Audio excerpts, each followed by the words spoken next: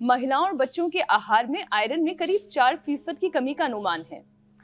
और इस पोषण की जब हम बात करते हैं तो जो ब्लड है, जो हीमोग्लोबिन है, उस पर थोड़ी बात करनी जरूरी है। एनीमिया अगर शरीर में हो जाए तो उससे थकान आना, चक्कर होना, सांस फूलना और खास तौर पर जो गर्भवती महिलाएं हैं उनके लिए भी ये जो प्रेगनेंसी वाला खतरा है ये भी बढ़ा रहता है। तो स्वामी जी, आयरन की कमी से बचने के लिए सबसे आसान प्रोटोकॉल क्या अपनाया जा सकता है? ये जो आपने कहा ना मीनाक्षी जी, 4% आयरन कम हुआ अनाजों में, माने गेहूं में, रागी में, जवार में, बाजरा में, जितने भी अनाज हैं उनमें या शाक सब्जियों में 4% आयरन कम होने से 50% से ज्यादा स्त्रियों में, पुरुषों में, मेल फीमेल्स में आयरन की कमी हो गई। माने उधर तो प्रतिशत 2-4% और इधर 4% का सीधा 40-50% लोगों के अंदर आयरन की, खून की कमी। अब हमारा तो हीमोग्लोबिन रहता है 17.5, 17.5 और लोगों का हीमोग्लोबिन, लेडीज का 10, 12, 14 और पुरुषों का 14, 15 बस।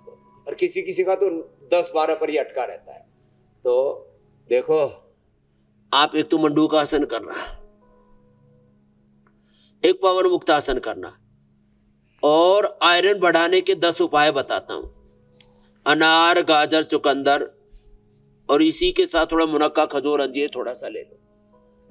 सुबह सुबह गन्ने का जूस पी लो, आयरन बढ़ जाएगा। गुड़ खा लो थोड़ा सा।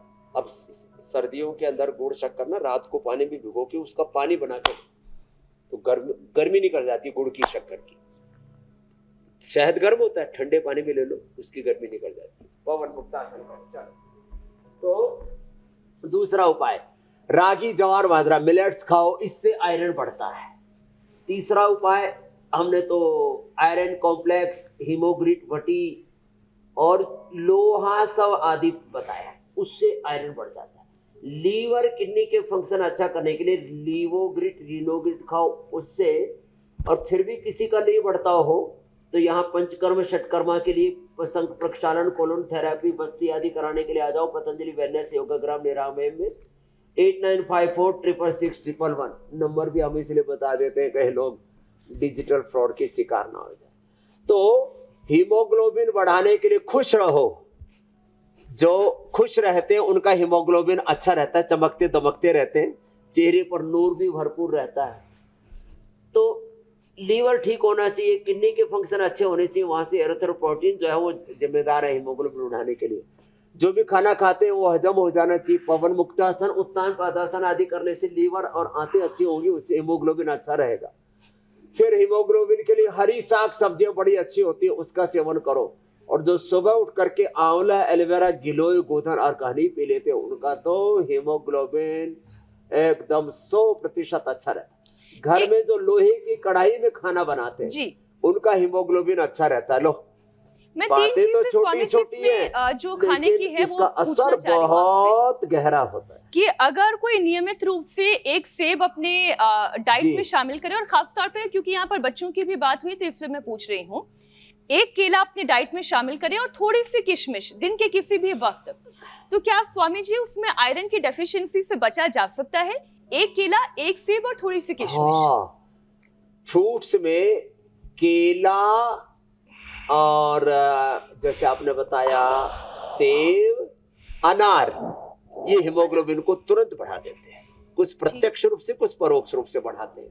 तो ये पवन मुक्तासन, उत्तान पादासन, पादांगुष्ठानासन, स्पर्शासन, शीत बंद आसन भी बहुत जरूरी है, इसलिए करवा रहे। इससे भी हीमोग्लोबिन बढ़ता है। तो एक सेव, एक बग्गू गोसा, अरे अमरूद खा लो। जिनको सेव महंगा पड़ता है ना, तो अमरूद तो सस्ता पड़ता है आजकल। तो अमरूद भारत में खूब होने लगा। पहले तो चाइना से, इंडोनेशिया से और नहीं कहां से, ताइवान आदि से आता था, ताइवानी, वो मोटा मोटा चाइनीज।